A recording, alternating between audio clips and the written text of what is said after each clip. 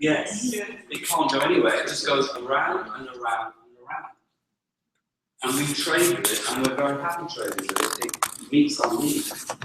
Okay, we can't pay the rent with it, but we can certainly increase our quality of life and start to restore our own economy using a value system that we value our work.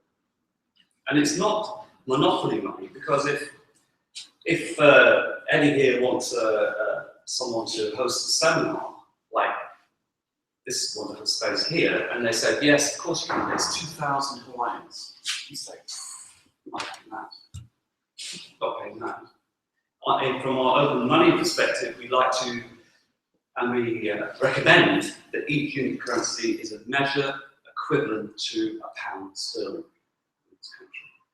So people have got an idea what a Hawaiian's worth. It's worth about £1 when it comes to measurement. But of course, you can declare as much as you want. And when you have an account, which is quite straightforward, you can go what we call into commitment. That's like overdrawn, and there's no interest charge. It's quite fine to go overdrawn because there's an accounting, a very open source, open accounting framework in which everyone can see each other's balance internally. That's our internal credits. So, I'm trying to restrict myself now. I don't want to get into the detail.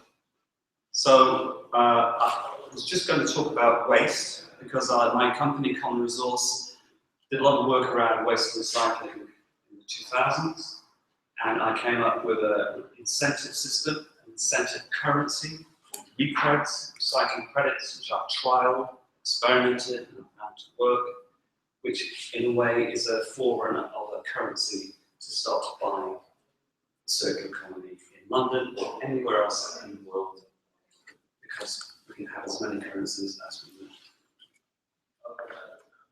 So, GP, how much time have we got? Still like 9 minutes. 9 minutes. So, questions? What are the limitations The limitations? of the open money? The limitations are you cannot. It's not a currency. You cannot pay debt with it. And many shops, like Sainsbury's in this world, will not take it. But the cash economy, like Sainsbury's and petrol stations, were bound completely into the economic paradigm with the last people to accept part payment in the currency.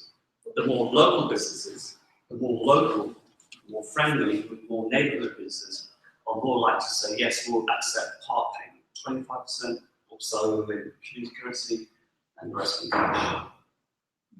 So within its own system, is there like anything that's... There's an online accounting system, and we're just getting it ready to go to smartphones.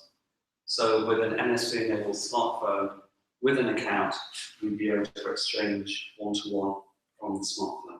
Or you go online, like a normal banking software, with some security, and transfer units from your account to someone else's account. Yes, I've got a bit about the same thing in Bristol, because I'm in Bristol now for the Bristol Pound.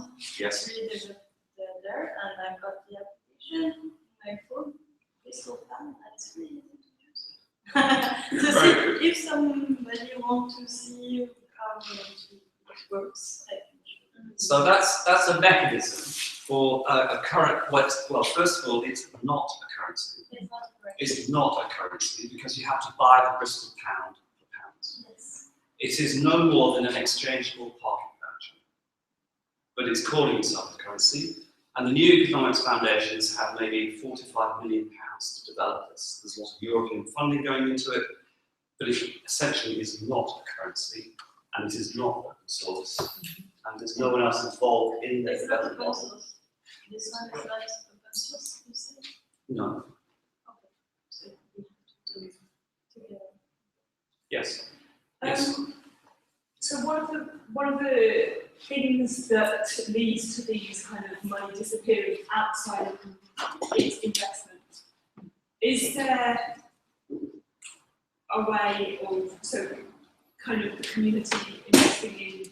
So if someone wants to grow as a local community organisation, essentially investing the currency in that, or not invest, like how do you start something if you don't have the currency to start in this new system? It's a great question. So with anything has to get to a scale before we get the money circulating. How do we go from nowhere to money into circulation? And I should have flip shops and diagrams to do this with waving my hands back.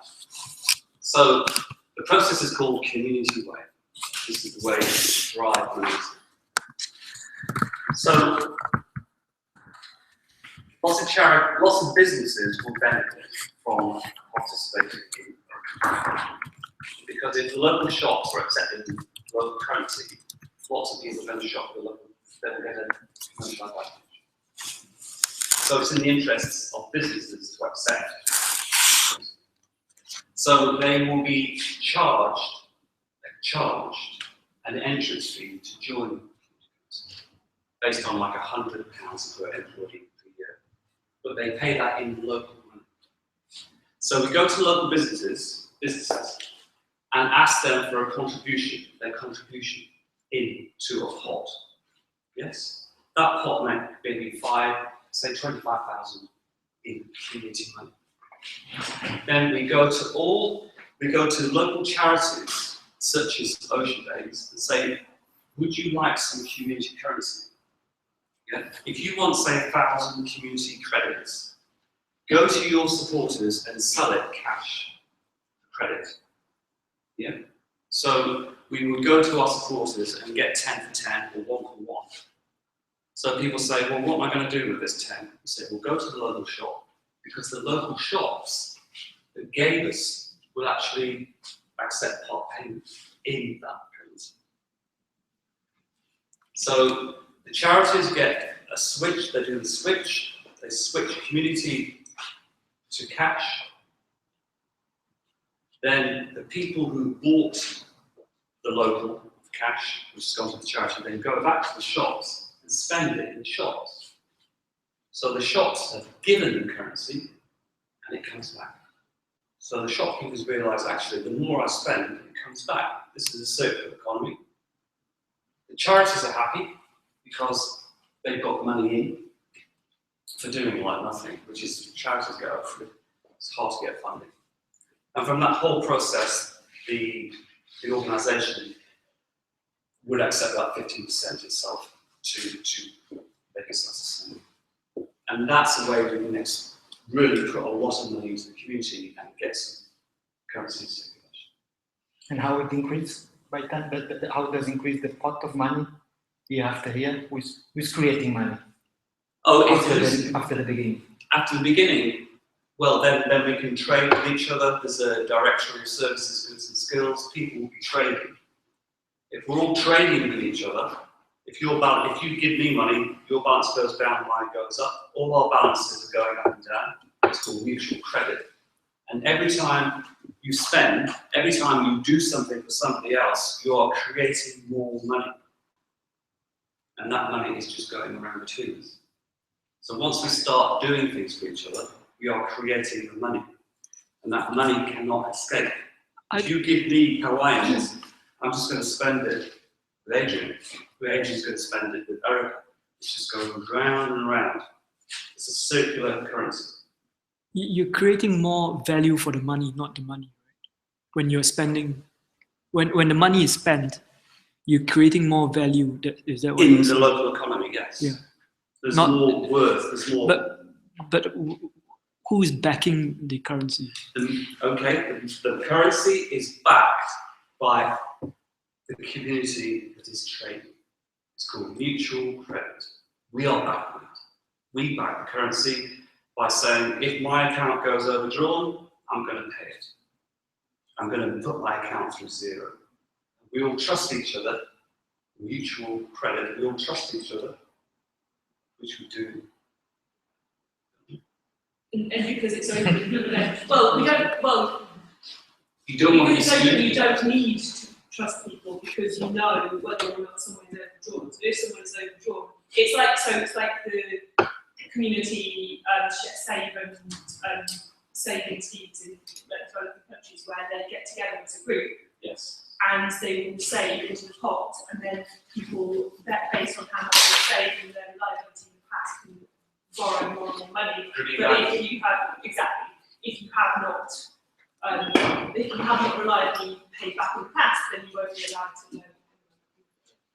If everyone knows what's open. Join, we need to interrupt. I'm ready to this, so I'm just going to make sure everything's How do you see the rise of blockchain and Bitcoin having an impact?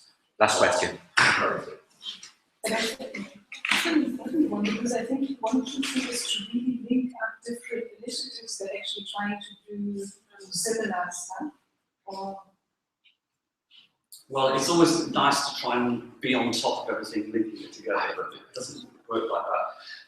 Bitcoin, as you know, is a concept that's driven the imagination of a lot of people to think there's a different form of money.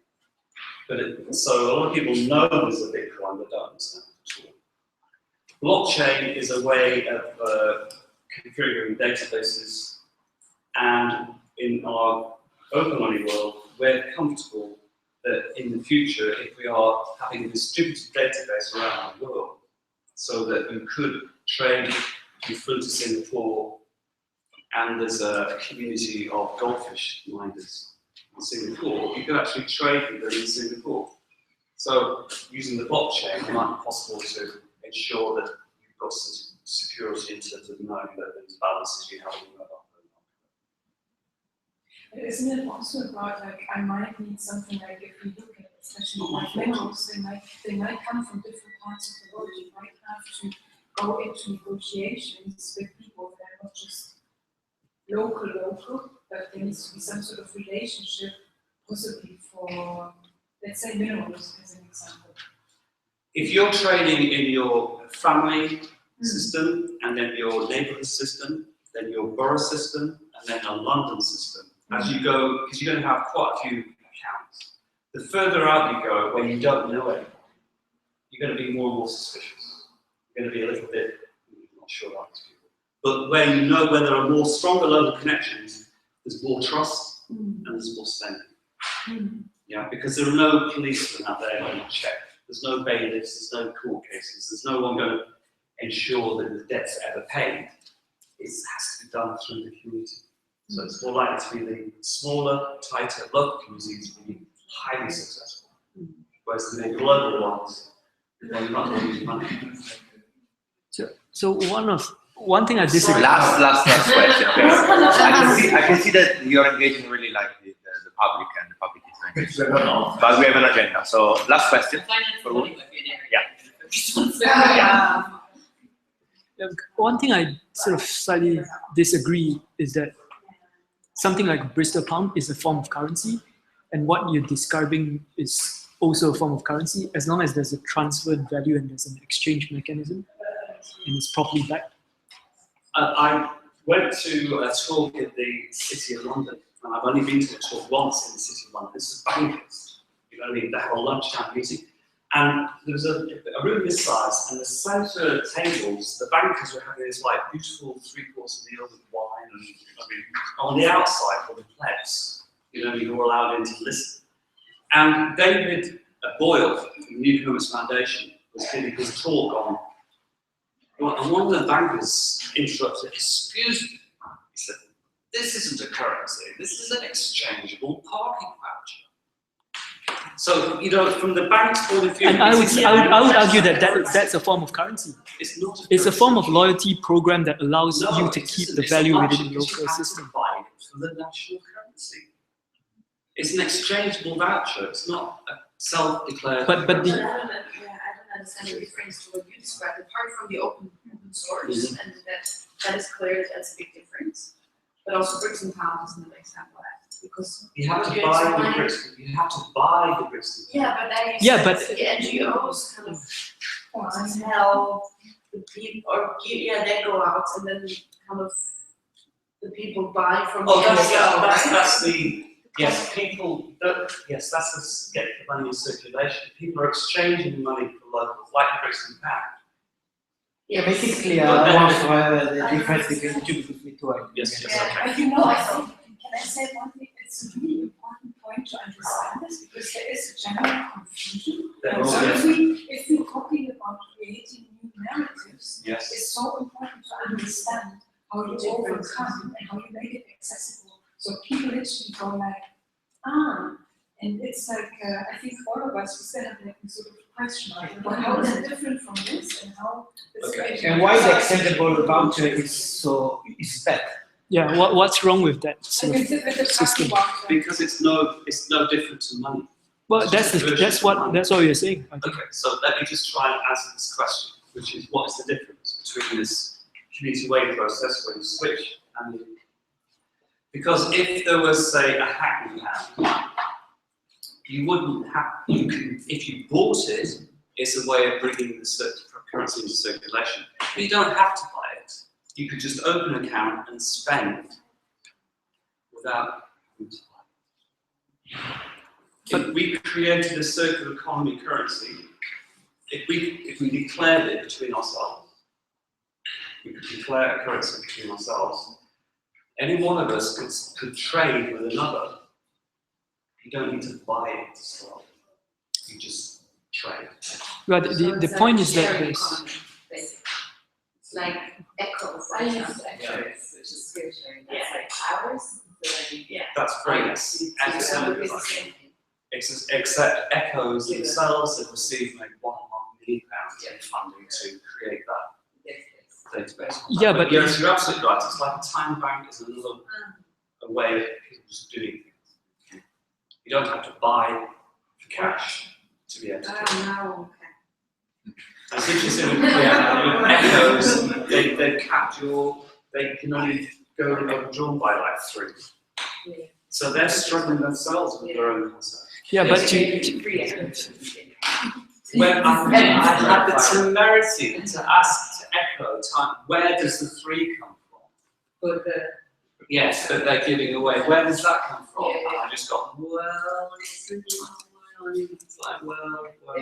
I always see it as almost like the community could will give it. So you all agree that that's the. Talk to that man over there, that economist. Which I would say, I would It's almost say, like initial. yeah. Same Sorry? It's inflationary. If you do that, it's actually inflation. But we It's, I mean, it seems like all of these. So, and just because we can debate about which is the perfect form, all of them cannot be the global system. All of them can create these little local communities. So Echo, so for the people that use Echo, yes, technically, if you try to scale it globally, it would become inflationary and it wouldn't work. Yes, technically, the Bristol pound only works because you have to, it has an exchange rate, and that exchange rate just happens to be 1 British pound to 1 Bristol pound. But that's an exchange rate. If you want to get €1, the only way to get €1 is to pay the amount in pounds. You can't just, and euro is saying the currency. And yours sounds amazing, and it's different, and it's going to be quite unique in the way it does things. And as a global currency, startup, if I want to start a business, and I'm not part of a community, how do I start my business? How do I get startup capital? In a world where there isn't any, I'm not saying the current world works. I agree we need to find new work, but I don't know whether there is one thing that will solve all the problems. So I think that part of it is saying actually there are lots of different ways towards a solution, and does that make sense? Rather than saying, well, Echo has this problem, this, everything has is not perfect, but Echo has a great thing, has enabled people to That's just how I some see people it. thinking. I believe there's some solutions that try to tackle something. I come back to the fair form example. Of course, it's not 100% fair, but it starts a dialogue going that kind of raises an awareness, and maybe some other people engage in these conversations. And I think it's almost trying to see how can I bring and get people on board, because it's, I think, initially just trying to understand, and then different contributions can be used. through different initiatives? So Perth, Open Source Days of Perth, which is yesterday, are having a similar discussion. And they're looking to go ahead with some kind of implementation. Can you say 2 words about this food waste incentive connected to currency? Is an example. In 3 words. 3 words, and then we can pass on the other one. In my opinion, the best thing to do is like, okay, after the OSCE days, maybe Les can like send us like some links or what to say, and we can like invite us like to some of his events related to the currency, circular currency. That would be because there is so much to talk about it, and it's like the risk is that we are not focusing anymore on the second blue economy. So from the green, the color of the money, and the green, let's go to blue.